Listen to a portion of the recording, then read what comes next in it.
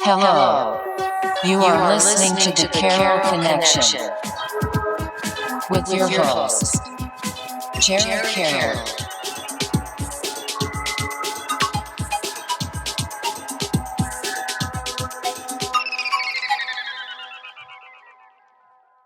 Hey everybody, welcome to the Carroll Connection. I am your host, Jared Carroll, here to bring you guys another great episode. I want to take a chance to shout out last week's episode 109 with Sarah Shinevsky. Tough name for me to pronounce the other day. She is working to become a physical therapist. She's still in school and working to get towards that.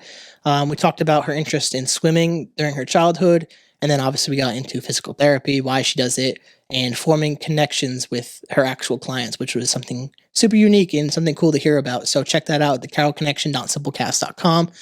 Also available on Apple Podcasts, Spotify, and all the major listening platforms. Also available on YouTube. If you guys like to watch your podcast, you can watch it there. But brings me to today, another huge milestone for me, hitting episode 1010. But I'm going to bring in the great Matt Gallup. Thank you, Jared. Thank you for having me. Appreciate you for doing this. That's quite the intro. Yeah, I had to hit it home with this one. Nice. So obviously a big number for me, 110. Like I was telling you, trying to hit those milestones, and eventually 200 is the next target. So I mean, I'll probably hit that in maybe another like year and a half, if that, depending on scheduling. But like I said, just kind of tell everyone who you are and doing and what you're doing currently, and then we'll dive into the other topics. So I live in Seekonk, as most of the guests do. I just got a new job as an environmental scientist in Providence, Rhode Island, at a consulting firm. I've been there like 3 months now, so I'm still feeling it out. Doing pretty well, though. I like it's an interesting job, but entry level. So that has its downsides. Let's see. Other than that, graduated a little over a year ago from Roger Williams University. Got a bachelor's in environmental science, sustainability minor. Glad that I moved on from that, and I'm at this point in my life. Things are good right now. Perfect. And he also has a nice side business that he didn't seem to mention for some reason, Gallup Picks on Instagram. You can check it out. And we'll dive into that too. Mm-hmm. And that was one of the big things that caught my eye with what you do, because I always pay attention to social media and what people are doing. And especially when you're getting with like antique stuff too, some of the stuff that you've been posting, that's super dope. And I think that's super unique. And I haven't had someone on the podcast who does something similar. So I had to get you on for that. But before we get to that, like I mentioned, I like to talk about family dynamic. And I like to kind of explain why, because I might have new listeners for the first time. And some people critique me on this, but I like to do it for the new listeners. Is we're laying down like the foundation and the building blocks. So when we talk about family dynamic and like that aspect, I think a lot of things build off that. So a lot of the stuff that happens in childhood affects us in years to come. So I'll kind of let you take the floor with family dynamic, as obviously as much as you feel comfortable with. Yep. Okay. I think some of them are going to listen. So I got to be careful with what I say. So I have a small, like, direct family. Mother and father still around. My sister, older, she's 25. And as far as one thing that, like, I missed out on as family goes is, like, the big family dynamic. Like, I like seeing that when people have that. I'm a little jealous, where you have, like, 18 cousins, big, huge cookout every summer. That I enjoy, because I've been to other people's big family cookouts, and it's like, this is kind of nice. So I have a small direct family, and then I have an aunt and uncle in Florida. My grandparents, which we could talk about grandparents, they're very big in my life. I have 2 left on my father's side. So those are like my motivators for my grandparents. I love them a lot. Let's see. What else you want to know about? We can dive into the grandparent stuff, because for the people that do listen to my podcast regularly, they do know that my late grandfather, was on the second episode. And I find grandparents to be so precious and so valuable in our lives. And I get a little choked up thinking about it, because that episode is like the motivating factor and why I continue doing this. People ask like, Jared, why would you keep doing a podcast for so long? Like, what if you get bored of it? What if like you don't find guests? Well, the reason I do it is because episode 2, and episode 2 is unique to me because I caught my grandfather at a pretty rare time in his life where he just got diagnosed with brain cancer. And he was very introspective about his life. He talked about things that he did and things that he regretted not doing. And one of his pieces of advice, which I literally got tattooed on me and got his signature under, was take a chance. And he went on this take a chance, like kind of like rant, where he kind of told people if you're doing something that you don't want to do or you want to try something new, to take that chance to not have that regret later in life. Yeah. And he was a huge supporter of my podcast right off the rap. And because a lot of people were like, podcast, the fuck you doing that for? Like, so he was always super supportive of my creativity and pushing those boundaries and taking those chances. So I would like to dive into kind of like the motivation for you with like your grandparents, because to me, I find them so amazing. Yeah. Well, they've always been there since day one. I've always been in my life. So I'm lucky in that regards. A lot of people don't have that access to their grandparents. You know, sometimes it has to do with their, you know, like your parents' relationship with them to like steer Family you drama. away from like hanging out, bringing them around. So luckily I didn't have that to deal with. And I had relatively easy access to spend time with them. They lived in Rehoboth for the beginning part of my life. Now they live in Somerset. So and it's funny, if I don't see my grandfather for like a couple weeks, when I talk to him on the phone, I'll be like, hey, just so you know, we're down in Somerset. Okay. If you ever want to swing by, it's like, okay, Papa, I'll be by sometime soon. But yeah, they're, Move this a little bit. Promotion. My bad for the camera people. Just the way it hits the making sure it hit the line the brain up perfectly. My bad. I could have got a smaller bottle. How's it look on the camera? Looks probably pretty good. Sorry, people. Live. I do this live. I don't edit this shit. So is what it is. Yeah, facts. So I don't know, how would I steer this? Baseball was huge. Like they'd always come to all my games. My grandmother would bring me snacks. When we were at Martin School and T-ball, she used to get me a Twix, you know, at the concession stand. But like on the baseball field, they were always there. My grandfather, like all the guys I grew up playing with, they know who my grandfather is. He was always there to watch, you know. So that's huge. Both of them put all that time in. They're just very loving.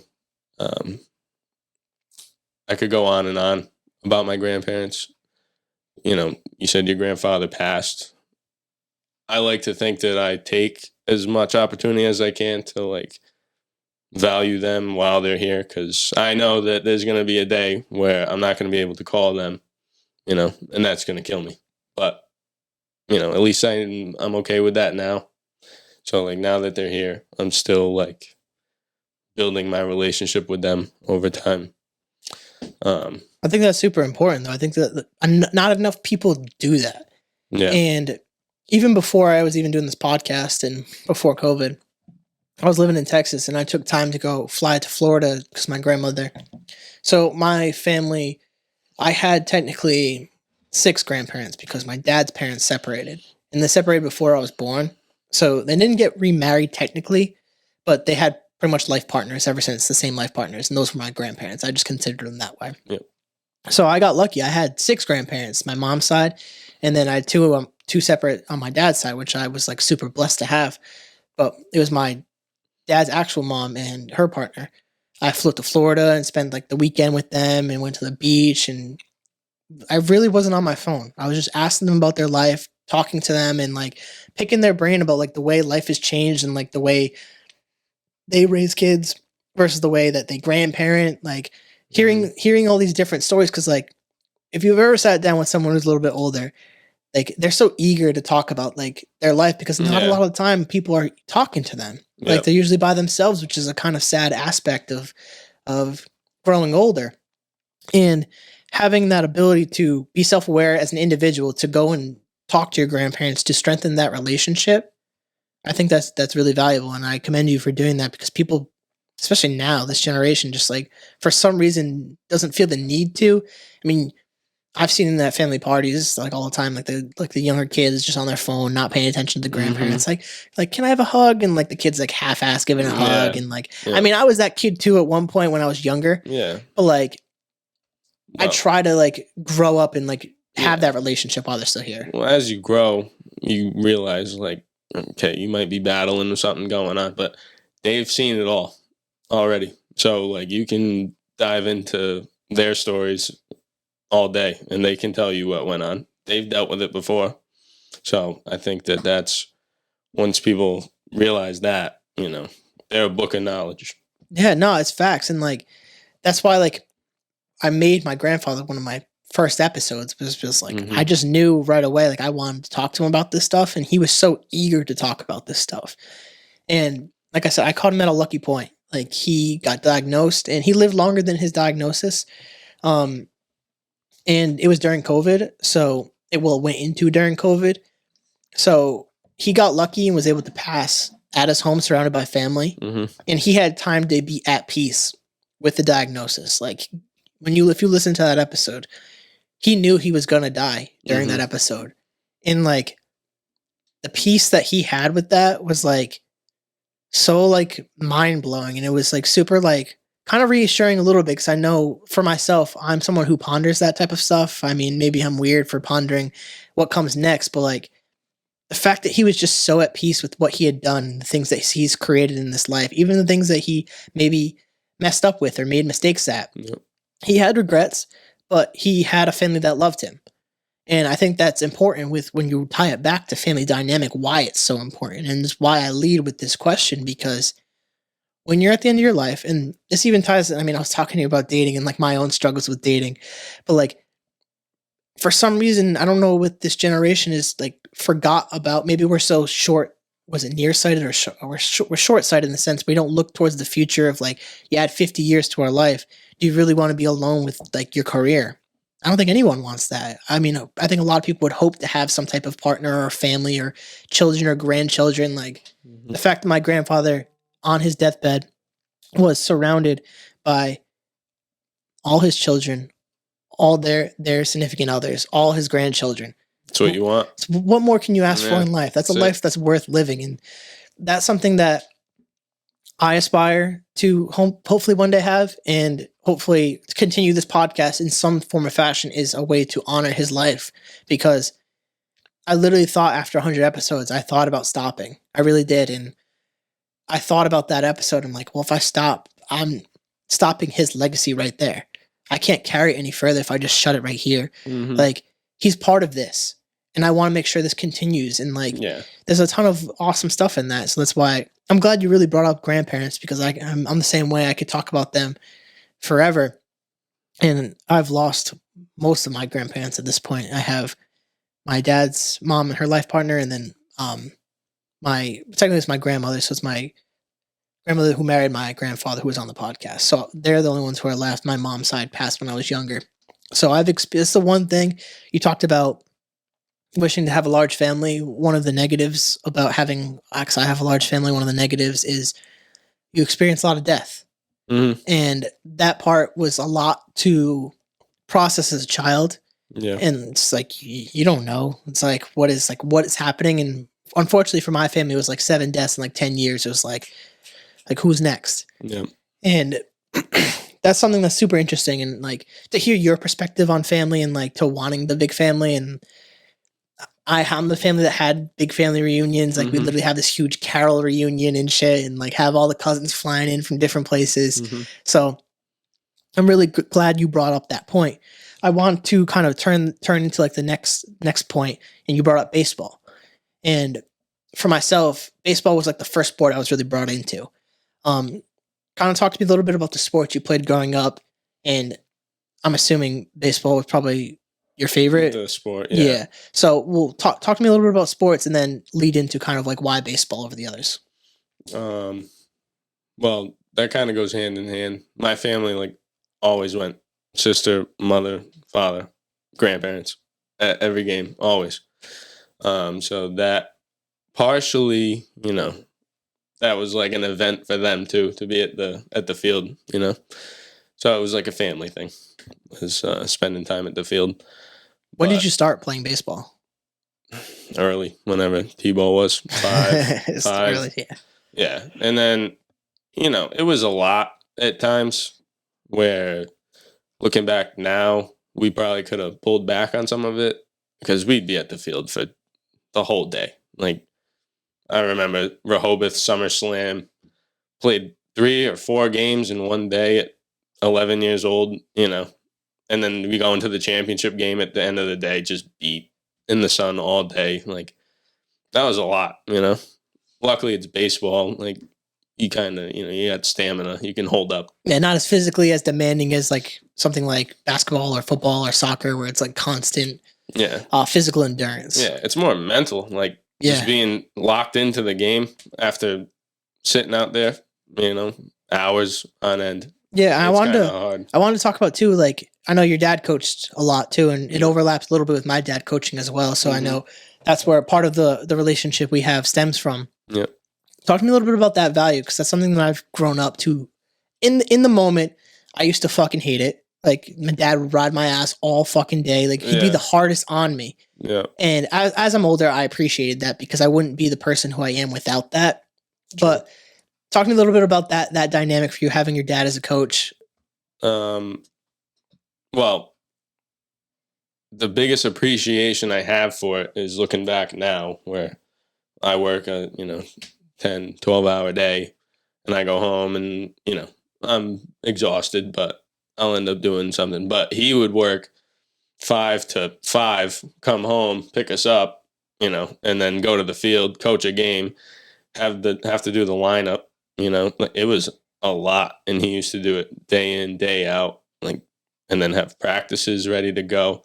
Dad was notorious for his 4-hour practice, Once a summer, the all-star team, we'd be out there for 4 hours. Like, the dude was putting so much time in for that. And a lot of the guys that, because a lot of, the all-star team was the same throughout, 9 to 14, 15.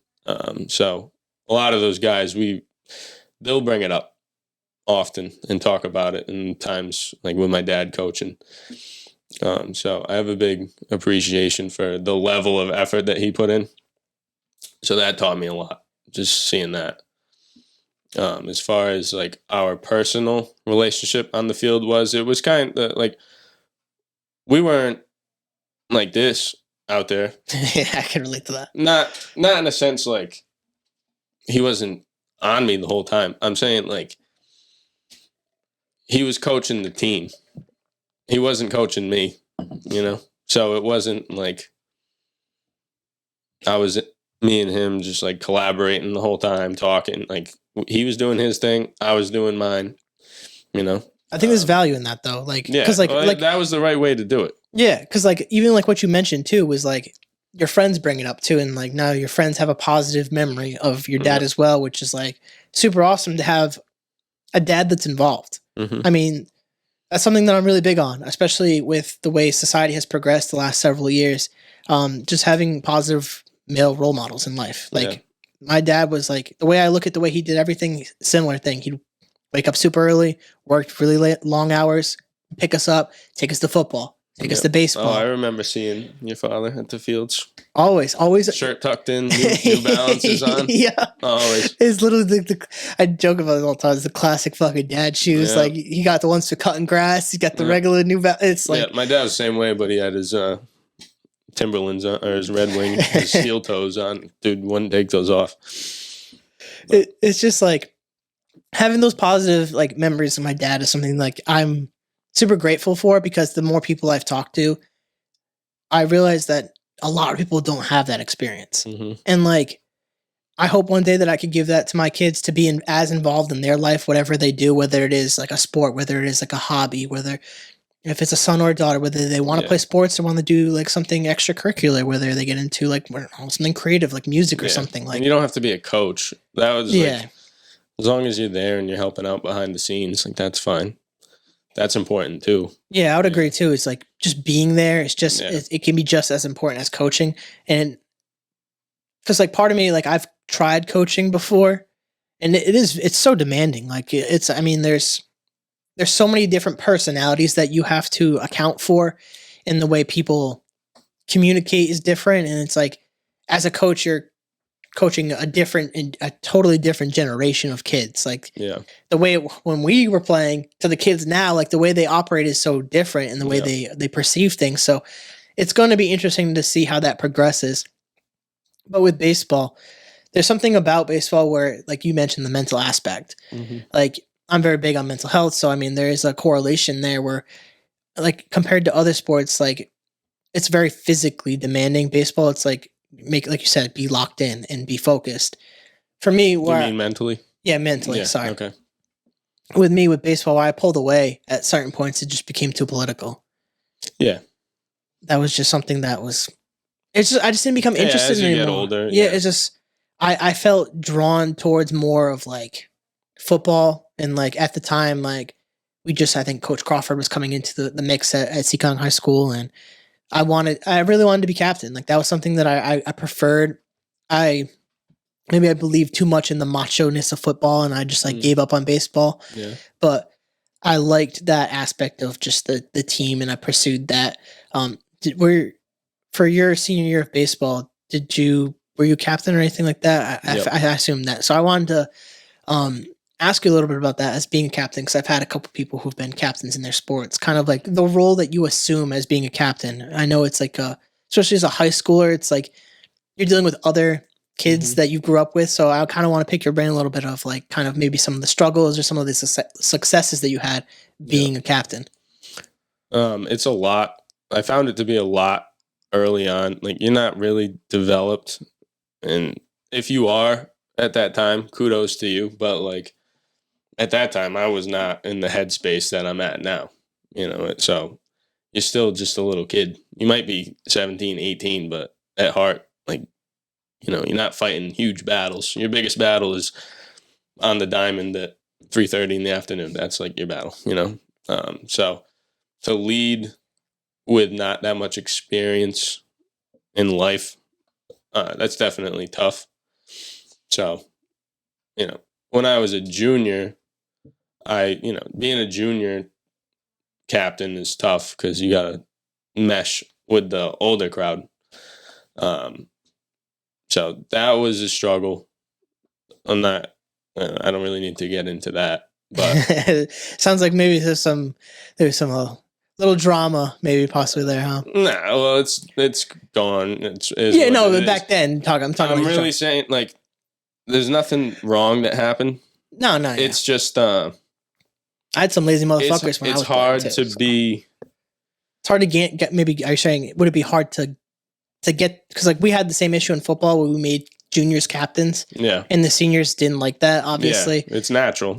So that there becomes some type of jealousy and envy. It's like, why do you have what I want? And I noticed that too, but I also know you personally, and I know you probably worked really hard to get that, which they don't understand that aspect too. It's like you put in the work to get that position. So like I can actually, now I know what you're trying to say too, because I love all those guys that I played with. Obviously. But to be a junior captain and a senior captain was a whole different ball game, But senior year was definitely a lot better in terms of dealing with that, leading a team.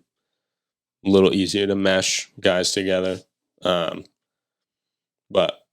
I learned a lot of lessons in leadership from the coaches, from the baseball staff there. Like the head coach, he was always on me. And if I wasn't doing leading or running stretches, he was on me. And a lot of times I felt like I was doing all the work. Like some of the stuff that he was supposed to be doing, back then I was like, oh, why does he want me telling these guys to go do that? Now I know why, because that's what a leader does. And the coach can give you the tools, but for a 50-something-year-old man to blend a team of kids together, like that's not how it's supposed to be. You should have a guy that's out there playing. meshing everyone together, because that's how a team's going to form and build bonds. It's not going to be from the coach. The coach lays the foundation, but the captain has to carry it out. No, that's absolute facts. I mean, I could totally relate to you in that aspect. Being captain of the group that I had to be captain of my senior year was I've talked about it multiple times in the podcast. I love those guys, but it was very, very chaotic. We had a lot of individuals that chose to be individuals and not buy in all the time. Yeah, like I'm saying, the development thing. Yeah. Everyone's just still young. Like, they don't want to be doing what everyone else is doing. They want to be doing their own thing. And it's hard to get them to buy in. It's because, like, you're a kid. You don't see the big picture of, like, whatever sport you're chasing a state championship. So it's like, you don't sometimes realize how obtainable it actually is until you've, like, looked at it with, like, usually a coach. At least from my aspect, the coach would help me kind of visualize and see it's like, oh, you win this game and then this is how you get there. Like, it's that easy. Yeah. But, like, people just see the sport and just think they just want to wear the jersey. They want to be part of the process. They don't care as much about the actual winning part. And I was ride or die football. Like, that was my life. It was my whole personality. Like, so the way I looked at it was different than, like, you mentioned, they're just kids realistically. They don't really buy into that. They just want to have fun. Yeah. So, like, it's hard being that senior leader to try to, like, get your fellow, like, classmates at the time, your friends your whole life to get in line at the same time to buy into what you're doing. And, like, you do have some anger at the coach. Like, dude, like, you do this. Like, why don't you me out? Yeah. Because you have so many characters that you're dealing with, and, like, they also want to be captains too. Like, because that means their senior year, they care a lot about it too. And, like, they also feel maybe some type of entitlement to be a captain, being a senior and being a good player, because there is that aspect of it. Is there any, like, specific, maybe, like, this is kind of cliche and this is kind of like a softball question for you, but, like, any kind of, like, life lesson that you could take from baseball, or whether it was from being a captain, being a player, working with your dad, that you've learned to kind of be able to apply it to your actual life, kind of post sports? Decision making. You need to be calm, cool, collected. The guy that strikes out and throws his helmet off the ground and throws the bat, that's not the guy you want to be playing with, because he's not going to make the right decision when time comes. He's going to go back out in the field and he's going to throw the ball to the wrong bag, or because he's not thinking straight. When, like, a big decision needs to be made, you need to be calm, slow down, give it a second, think about it, and do it. Because that's what I saw with so many guys that couldn't handle it, getting mad, pissed off at the coach because he got pulled, that just start going off for the littlest things. They don't end up making the right plays. No, that's super facts. But that's baseball. That's in real life too. I've seen it, guys at work, the guy that gets snappy with people, he usually doesn't stick around. The guy that's calm, listens to people, makes educated moves, that's usually successful. No, I would agree. Like, I mean, that kind of hits home. It hits a little closer than I wanted to hit right there. My own personal life. That's something that I've actually, part of the reason and I'll bring up therapy here, because I like to bring up parts of mental health and getting help when you need to get help is, great point with anger. Anger is such a unique emotion, and sports really bring that out in a lot of people. And you would see it too in those kids who wouldn't listen to a coach, who wouldn't respond. Like, those same characteristics would translate into the workforce. Yep. And my dad used to say it all the time, like, when it was just like us in private going to practices, like, to see the way these people act, like, if they don't correct that stuff, it carries into like their work, and, like, those are not going to be good people you want to work with. So, and it's like, these aspects are not, and a lot of it stems from family. Yeah. A lot of it is, like, whether the parents are truly involved, whether the parents actually give a fuck. Like, maybe there's a parent that isn't there. Maybe a parent has passed away. Like, there's so many different aspects of family that affect the way that people respond to things. And I wish that mental health was more talked about in a lot of households. It wasn't talked about in mine for a long time.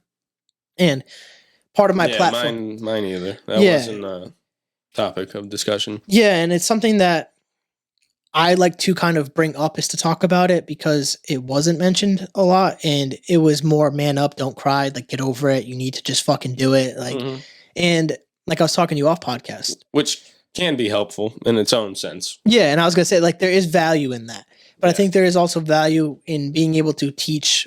I mean, this is a buzz term, but emotional intelligence and how to understand what you're feeling, why you're feeling it, and how to process it and let it go. So, like you said, to make a calm, cool, collected decision. Because if you can understand your emotions and understand how to regulate them, you could probably make a better educated decision that's going to be best for you and the people around you. I personally had to learn that through therapy. I was not the most well regulated with my emotions. I was not very good at assessing a situation, internalizing the emotion, and I would project my emotion onto the situation, which usually 9 times out of 10 makes things worse. So for a lot of people, especially men, if there is an opportunity to, if you can't afford it, I mean, I know therapy and mental health costs are super expensive. Try it. It's worth trying. I think I always like to just bring up that topic a little bit, but I want to turn into kind of post high school. You approach college. Why go to college? What's the reason there? Can't say it was like my own decision. I'm a good student of anything. So in school I did fine. It made sense for me to continue that. Do I think I needed college for the type of person I am? No. But you learn a lot of things along the way through the 4 years that you wouldn't get just from going into a trade or doing whatever. A lot of it is like learning from other people, seeing how they act, how they carry themselves. Well, that's like the majority of learning that I got from college. But yeah, I started as a business major, undeclared or whatever they call it, undecided. Yeah, I think it's undecided business. Like, yeah, it's a good one. Started with that, did that for the first year, but I took like all the general stuff just because I knew like I'm probably not gonna do that. Then when I was in there, not dissing any business majors, but no, I dissed them last week, so you could do it. Okay. A lot of the kids I was around were like, most of them were sports. They were doing sports management type shit. No, they were playing a sport at the school, and they're like, "Oh, I'm just here to play whatever. This is the easiest degree for me to get." And I was like, "Okay, are these the type of kids I want to be like collaborating with?" Like, I don't know. There were some good professors over there, but whatever. I made the move sophomore year, went to environmental science. My school has a pretty good science department. So that I think was a good move. I got that done by the end of the 4 years. But yeah, I had half of it was COVID. I hate saying that. Half of it was COVID. You know, I wasn't there for 1 year and I was online. Like, I hated that. I actually love being in a classroom. Like, I think I don't know. I enjoy it. I like answering questions. I mean, it makes sense too with your degree too. Like, I mean, it sounds, could be wrong, but it sounds like when you get to the sciences, it makes sense to be a little bit more hands-on probably in the classrooms with certain stuff. A lot of them had labs too. So that was crucial. I'm not really in a lab setting for this job right now, so I didn't like the lab stuff anyway. So that was going to be my next question. Is like, that is something? Would that be something that you want to get into? Is the lab stuff? No, not at all. Is there a reason for environmental science? Because like, I mean, that is kind of a big change. I mean, I get the picture of like business. You need to pick something to keep going. Yeah, it was more of a business move than anything. Really, like financial. I just saw like industry wise, environmental is, crucial. It's going to be more important as we go on. So I was like, all right, we'll do that. I mean, that makes a lot of sense. I mean, I did the same thing. Earthy, like. Nah, I'm not going to put you on the spot with your political views and the environment. We got to save the planet type of guy. But I love our planet. Don't get me wrong. No, that's facts. No, it's not because of that. It's more so like the industry. I saw that had more progression. So I think that's really smart. I mean, I said it last week. I said stuff like business management degrees are fucking stupid. Sorry to the people that I've had on who had business management degrees. I said that. Hot take coming in. Yeah, I don't care. I don't think I needed to. That was part of the reason I chose accounting. Was like the way I learned in the early classes was like accounting is the language of business. It's numbers. It's the financial statements. Every business needs an accountant. So I made the same move you did. I saw that I wanted to do business, but I didn't know what. And then I saw that I've always been good with math. Math was just something that came easy to me. Yeah. I just liked having answers to shit. Relates well to my life as is, but I wanted that. And I chose that because I looked at all. Sometimes I wish I did marketing. Like I think I could have done a lot with marketing now that I'm in social media marketing with my podcast. But I'm glad I chose accounting because anything that I do going forward, at least I know the base roots of like how to deal with the financial situation. I'm very financially responsible. I'm financially literate when it comes to looking at the financial statement. So when long term, if I do start some type of business or I get into a real estate and have to look at these different aspects, I can understand them. Yeah. Do I want to do it forever? Don't really want to, but I also use it to your advantage. Use it to my advantage. Yeah. Like if I started the business, I'd want to be able to understand what my accountant's doing. I'd rather have an accountant, but I'd rather not have to do that work. I'd rather to be able to have the business and run the business. Yep. So that's why I don't believe, it's a hot take, I guess, that you need the management degree. I don't need a degree to teach me how to manage people. Like it's a social thing. Like if you can't pick up on social cues and like social reactions, which a lot of people apparently can't nowadays. And I mean, it goes into even what we talked about, the being a captain. It's leadership skills. It's stuff you learn by being in the roles. So anything that I've ever learned on jobs has been on the job. Usually in the classroom, you're teaching like basic shit for the most part. So, and that's why I've kind of like, you liked being in the classroom. I hated being in the classroom because everything I learned was on job experience. Like the classroom stuff taught me like the fundamentals, like being in the business is what taught me the actual facts on how to do this stuff. So I guess I have like a different take on it, but like I'm coming from a different angle. Like I could see where you want to be in the classroom, especially when you're dealing with stuff related to science and the environment, then especially with labs. That makes sense. Yeah. The business part, I mean, we talked about working and working remote. I love working remote. I mean, even before COVID was a thing, I made sure most of my classes became online. I didn't want to be in the classroom. Like I just didn't find the value in it. And I think school's overpriced when it comes to a lot of those degrees. I think it's just like an institute that kind of grabs at young children that don't understand how to be financially literate, and they get caught up in the system, which does suck. But I hope that people make more educated decisions going forward, and maybe that requires parents getting a little bit more educated on the matter. Because like my parents didn't know before I went. Like my dad went to school years after he was young, like when I was born and stuff like that. He went back to school and got degrees, so he didn't have the experience when like I started to go into school or when Jordan started going to school. So I think my knowledge now, if I get lucky to have kids, is to be able to teach them like, hey, this is what like these me. I deal with student loans on like day-to-day basis. Like, so I see how to get rid of them. I can't get rid of them for you. I mean, I could with the delete button, but that's technically illegal. Got to take it up with your old buddy Biden. So you don't have a guy. Yeah, unfortunately, I have a guy, but he can't do anything for me either. So I mean. Gets into the legal ramifications of things apparently. So I've tried myself, but it's interesting to see the amount. It's on pause again. I hope it gets put on pause again, to be honest. It is until I thought it was, I don't know when. I think it was till end of August, to be honest. All right. I'm hoping they we got a month. Keep pushing it. Yeah, well they wait till it gets there and then the people panic. Okay, another one. No, we'll see. I mean, they got to do something with it. I don't know what they're going to do with it. I mean, the way the economy is functioning right now, you dump another payments onto families, they're not going to be able to sustain that. Like it's just going to make people spend less money. So it's going to be interesting to see. I hated that we got into a little bit. It's more financial than political, but like I'm interested in finances. So like I see this on a day-to-day basis, and I see people dealing with like going on what's the word, bankruptcy on some of these loans. So like it's interesting to see where this is going to take us, because I'm someone who's I kind of have my thumb on the pulse with this stuff, looking at work. And if I'll let you know if things start going really bad with work, we're in some trouble. Like, but taking a turn too, like now that you've kind of got into the workforce, and we talked a little bit about this, like kind of like the monotonous style of being in offices.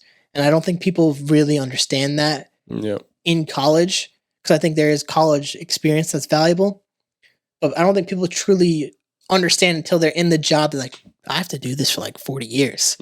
People don't grasp that. So kind of looking for like your take on it, like kind of maybe some of the positives, some of the negatives, because you push back on my take of working remote. So I'm kind of interested in to see your perspective on it. Well, mine's like half in the office, half in the field. I've been there 3 months or so. And I was moving furniture all throughout college, and so like as physical as you can get. So quickly they realized that I was going to be good in the field. You know, it's like sampling groundwater, soil sampling, stuff like that. So like they've been throwing me out into the field a lot. So I haven't been in the office that much, but actually this week was the first time that they were like, okay, we need to teach you how to write some reports. So I think the office thing is weird. I don't like it's just not natural. I agree. You know, our species alone is not supposed to be sitting at a desk for 8 hours a day plus, that's just like how I look at it. So when I see some people in there that do that all day, every day, like that's not for me. I know that. But some people can handle it. It's just preference, I guess. But yeah, getting used to it has been interesting. What was the other part of that question? Maybe some of like the positives too of like being in that environment. Because I think you were more hitting at the social aspect of it too. Well, like the remote versus because that's where we were talking about off podcast, and I thought that was interesting to bring in because like my perspective, I'm very introverted. I want to just do the work and be done with it because this is my social aspect. And like, because I do go into the office occasionally because they want us to because of that social aspect. I just argue the way that it's just the way the economy is lined up and the way that especially with gas prices, it's not incentively worth it to go do it, especially when, at least in my job, I don't want to get into that. Like it gets all political and it just gets like super dicey. I'll tell you off the podcast about some of the dynamics there. But like, I think the monotonous part of the office lifestyle is dangerous for a lot of people on their mental health. Yeah. Because like you said, you see people and like, it's like, they're not even there. They're just like ghosts of who they used to be. Yeah. And they put on this face with working. And I don't think people, because it's not natural, like you said, it's not natural to be stuck in these office spaces for 8 hours a day. Usually it's more than that because you got to think about commuting to work and all this other stuff. But like, it's usually closer to 9 to 10 hours a day. Yeah. That you're really, and in that's office. Like for someone that's sitting in their cubicle doing their own thing all day. Like, I don't know. Some people like that, I guess. I don't. I don't like that. I like to be able to be in my own environment where I could like go outside and meditate outside if I want to for lunch. Like I could do that at work, but I'm still at work. Yeah. I'm in my home. Like I feel more comfortable here.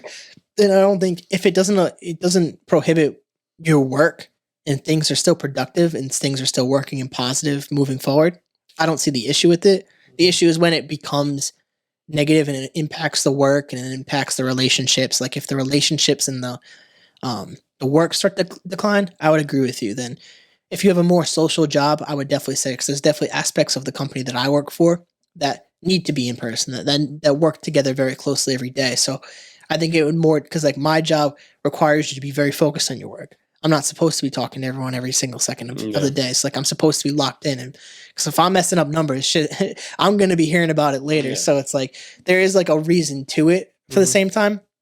But I think it's just interesting to see the culture of work because COVID has changed it. And like prior to COVID, when I was in the office, it's part of the reason I birthed the podcast was every single day doing the same thing. Work, go to the gym, go home, work, go to the gym, go home. And it just every single day. And it was like, what am I doing that provides value? And I couldn't name anything. Obviously the work is value. Like being alive is valuable. But when it came to purpose or passion, I didn't have anything. So when I started looking at podcasts, I birthed this. And it kind of leads into the next topic I wanted to talk about was like the Gallup pick stuff. And when I see that stuff, I could tell you actually care about that stuff. And that's the stuff that I look for in people when I want to invite them on the podcast, is like them sharing what they like to do. Because like obviously there's a financial aspect to it that's, I'm assuming, brings you some type of value. Yeah, that's the goal. Yeah, and then sure. And there's obviously some probably process of like, I'm assuming to a certain extent restoring some stuff like to get maximum value if you can. Yeah. But like, talk to me a little bit about why you kind of created that page and like why you started doing that. Well, it's just flipping in general. You know, I'll flip whatever. It doesn't really matter. I dabbled in numerous types of items, you know, and like me and Eddie Jackson, I don't know if you remember Ed, we were doing flea markets for a while every Sunday, getting up 4 a.m., just like pulling, because I was working for the moving company. So someone would be moving, they'd have a whole spot in the basement, like, yeah, all that's getting thrown out. Okay, no, it's not. It's mine. I'll take it. And we'd go pick it up, bring it to the flea market, set up early, be out there all morning. You know, we moved away from that because it's a lot. You know, that's a hustle for sure. And so I try to move like bigger items, singular big items, more, you know, money, more bang for your buck. But how I got into it, I've argued that it might be natural. Like my grandmother, she had a consignment store. She deals antiques. If I'm looking at a house with like, you know, at a yard sale or something, and it's got some old looking furniture, I'll text her, I'll shoot her pictures. She'll let me know if it's like worth anything or not. So, shout out to Mimi. Thanks. If she listens. We can send her the link so she knows how to do it. Yeah. She's pretty good. Good. My grandparents are not. Yeah. No, they're good. They're better than my grandfather's better than me. But anyways, yeah. So I got into that. I've always loved cars. So that's my main thing. I'm looking for cars. My dad's got 2 Mustangs. Like I used to work on those as a kid with him. So that's where that factor got involved. Like that's why I flip cars, not furniture or whatever, dominantly. But I like selling stuff. That's another thing. Like I just enjoy that. Having someone show up to look at a car and doing it the right way, you know, posting the right pictures, putting a good description, having them show up, break them down. There's a process to it. You know, I've learned, and I think I got it down pretty good now. I'm very confident when I go either to sell something or to go look at something else. I can communicate with whoever it is pretty good. So that's fun for me. And the page, what is it? Gallup _. I think it's _pics. I don't really know. That goes to show you that it's more for fun. Like I'm not posting that stuff for views. It's nice if I get a video that gets good views, but I do it because it's fun. And I got family that looks at that, and you know, it's a conversation starter when we're here, or if I'm sitting with family and I pick up a new car. You know, it's good. So yeah, the page is just for my enjoyment. A lot of people like it. You know, they talk about it with me a lot. So yeah, I think that's perfect. I mean, like that's literally ideally like you want to have something like if you can have some sort of like side hustle that makes money, best of both worlds. And it sounds like that's what this kind of is for you. And it's also teaching you valuable life skills, like how to like be a seller. I mean, like that takes a lot of fucking work to be confident, to communicate yourself well, to kind of, like you said, take the right pictures. Like there is an art form to this. And like, yeah, for sure. I mean, people go to school for shit like that. And like to be able to kind of learn on the fly and kind of figure it out for yourself. And even, I know you're saying you're not posting it for the views or anything like that, but it also helps you promote what you're selling to a certain audience sometimes. Yeah. Because you might have someone that follows you that's like, actually, I'm kind of interested in that. Like, let me know what that is. I haven't had that happen. Actually, I've had one. I had like a lot of old fishing rods, and a kid that I used to play hockey with bought them. But other than that, Instagram has not supplied me with a buyer. You have Facebook too, right? I know Facebook Marketplace Facebook is Marketplace, like, yeah. that's usually like the hot place where Yeah. people do a lot of that.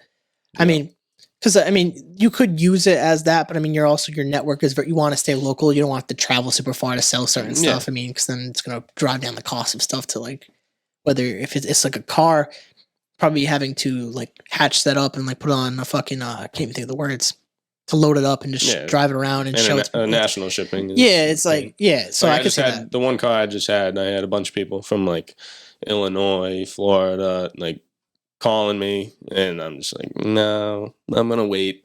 Hopefully, I can get someone local. Keep your number just in case, but because it's a pain. Would you ever want to take it to that place if I mean, obviously the money talks. I mean, I assume like if we can get it there. Yeah, I mean, like those guys were saying, like one of the guys was going to give me what I was asking for the car. That's appealing and all, but there's a headache to it too. Because say the guy doesn't get the best idea of what the car is through pictures, through videos on the phone. Then it gets out there. Okay, now there's like this little thing that he didn't see. Now he's calling me. Like, it's too much. So I'd rather take a little bit of money off and sell it to someone nearby. That way it's not, Yeah, I mean that cause headaches. That makes a ton of sense. We are getting towards like the back end of the podcast, so I'm going to start tying stuff up. But I know you wanted to bring up one point on ancestry, so I'll kind of let you take the floor at that, and then I'll lead into probably the wrap up stuff for the podcast. So I'll kind of let you hit your point with that. Yeah, well, that was like a motivation factor I wanted to bring in for any listeners was I find that a lot of people, when they're looking for motivation for something, this is what helps me. It's ancestry, learning about who your family is, where you came from, who you're descendant of, what they did in their lifetime, whether it's 100, 200. I'm fortunate because the knowledge in my family is readily available. I can get a lot of stuff offline too. For other people, when I talk my family history to them, a lot of people aren't that interested sometimes because they can't relate, Either they don't know or they can't find out, where their family came from. But so like my family came over I'll try and keep this brief. I could talk about it all day. My family came over from England in 1630. Just John, the singular male, left his family in England. John Gallup landed in Boston. He was one of the first founders. Boston was founded in 1630. He was the harbor master. He brought all the ships in to the city, and he had an island that's called Gallup's Island in the harbor. 3 years later, the wife and 5 kids came over. Him, 2 of the sons ended up getting involved with trade amongst the colonies. Roger Williams gave John Gallup a little shout out in one of his journals. So there's a lot there. They also got involved with all the local indigenous wars. They were captains in the Great Swamp Fight in 1675. So I got a lot there. This is fucking mad interesting. What the hell? If you just told me a little bit more, I could have led the whole earlier conversation where we talked about family dynamic. Yeah. Well, I'm peeping your family crest over there too. Yeah, that didn't go unnoticed. Yeah, I mean, I think eventually I want to get the family crest tattooed somewhere. Yeah. I mean, I've kind of kicked off some shit, so I can't really stop. Yeah, it's on my legs. It's not the crest, but on the bottom. I don't know if yours has a quote on the bottom or. I don't know if that one. I don't know if that one numerals. does. I think we have one upstairs that I think does. Yeah, like the bottom of mine is "Be bold, be wise." It's the family, whatever. It's on the crest, so I have that on my legs. Because I think it's interesting because we can track ours back too. It's like Ireland and stuff. It's Carroll. It used to be O Carroll. They dropped the O Carroll. Jerks. Yeah. I mean, they had to. I mean, if you go back to some of the shit, like people from Ireland were not too how do I put this? Openly accepted when then they came over. So to kind of hide, had to drop some of that. But some of the stuff they participated in wars and things like that. Like if you're able to track the history, it's so unique. And like that goes off to the point. It's like we're so lucky to be able to have the opportunities that we have because of family. And I'm glad that you brought that point. I mean, my Carroll connection is literally the name. And like, I think of like legacy. I mean, people think it's corny and it's like Game of Thrones type shit, but like it's true. Like It's essential. It is. It's like it's identity. And like people, I've noticed when people struggle in life, they lack identity. Mm-hmm. So like if you have some type of identity to build off of, I want to build off a legacy where I can create a network of very amazing people who have amazing life stories. And like I mentioned earlier, if you add 10 years to this, who knows where we're all at in 10 years and the network that I could create as long as I continue to pour into this, pour research into this, resources into this, investments into this. Who knows where I could take this, and who knows where everyone else is, and the network that I could have for whether it's like my niece or if I get future nieces and nephews or my own children. Like there is so much I could add to their you lives. know a lot of people now. Yeah, and like I mean, true. it's that I look at it, I jokingly say it's like I get a new Pokemon card every time I do a new episode. It's like I have this trading card of like such a unique person that like I have on, and like it's literally when I scroll through my Instagram and see all these amazing people, like it brings me joy because I'm taking time not only out of my day, but to work with them and like actually ask about your life. Cause like I didn't know any of that stuff about you, but like I don't know that if I don't ask and I don't sit down and invite you to have a conversation. And I appreciate you for being willing to do this because so many people are afraid to, like they don't know what to do, and or they'll say, what do I talk about? Like it's like, bro, like you don't have anything to talk about. You're just like a boring person with nothing to say, like which is false. But like I just appreciate anyone that has like the courage and is vulnerable enough to sit across from me in front of a camera with the lights and the microphones and do this, because it's not easy. And it's like, I mean, I appreciate you for doing this.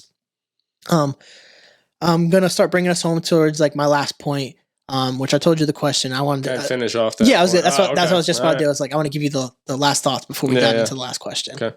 Go ahead. I'll let you take that. Sorry. No, you beat me to it. I thought we were gonna pull from the No, answer. definitely not. Really Definitely get not. the message out. No. That's yeah, I got you.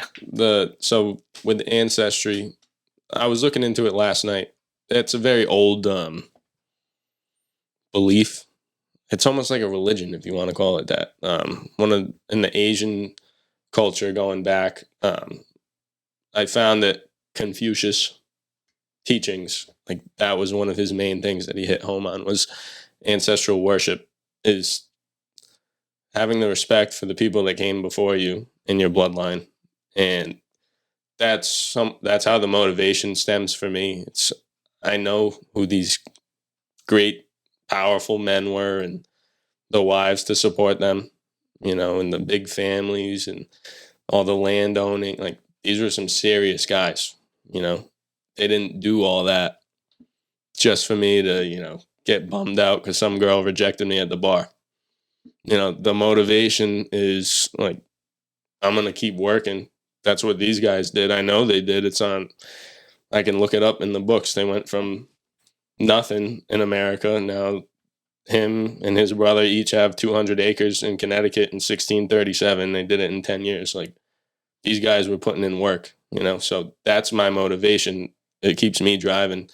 And a lot of people, when I go to talk, a lot of people space out when I bring it up, but I find it essential, and I advise people to look into it because studies show that those who know their like background family stories carry more confidence, more to just adds another factor to your life. Like you have this in the background, and like a lot of people can't find their stuff on the internet, or their parents can't help them out, or they're adopted, or they don't know anything. But you can just look at, if you came from some town in Ireland in some year, mid 1800s, you can look and see what life was like over there. They might have had a plague running through, like these people dealt with stuff. You can find out like what these people were going through, and that can add motivation too. You just figure out like the type of people that you came from, type of experiences that went into like what's running through your veins.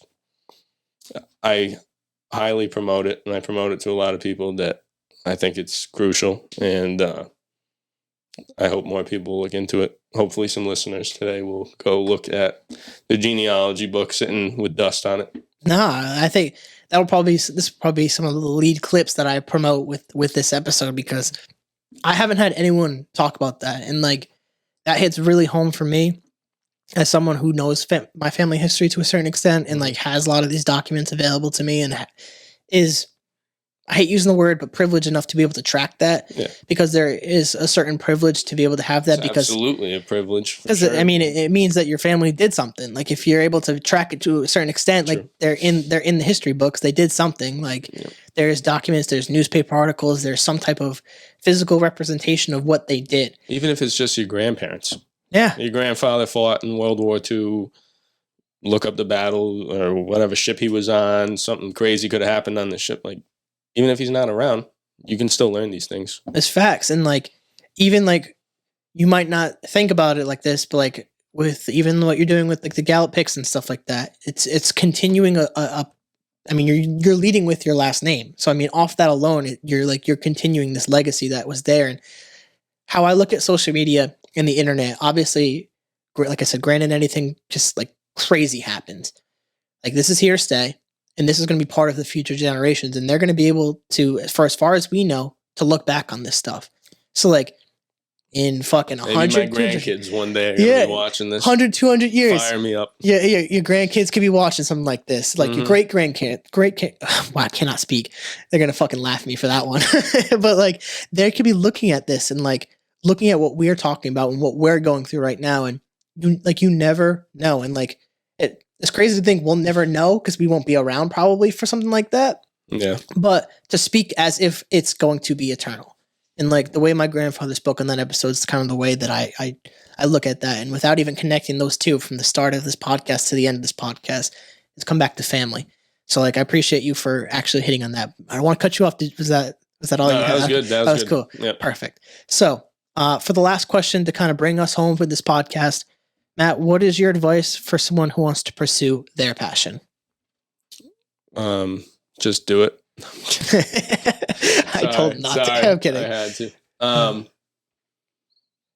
It is hard not to go that route. You can go that route. Just I was hoping you wouldn't lead with it. Yeah. When important figures, this is what I find. Important figures go up and they take a Grammy acceptance speech. And they say, like, anyone, like, I didn't think I could do this, but, like, they put the work in. Anybody can do it. That's what they always say. Anybody can do it. Some guy wins an NBA championship. Anybody can do it. All it takes, that guy, LeBron James, whoever it is that's taking that acceptance award, they one day locked in and were like, I'm not giving myself any option out. This is it. I'm doing this all day. I'm not screwing around. I'm dedicating every ounce of my being into doing this. That takes a lot. That takes a special type of person to do that. But so many people have came across that stage and said that same thing. They're probably not wrong, you know? The Gallup picks thing, if I wanted to, which I think down the road I will, go 110% into that, open up a shop, do national shipping, full blown. It'll work out, because if you don't give yourself a way out, it's going to work out eventually, you know? So that's my one piece of advice. People have heard that before, but it's kind of true. You know, do you think like, oh, it's just la-di-da, whatever, like, oh yeah, anybody can do it.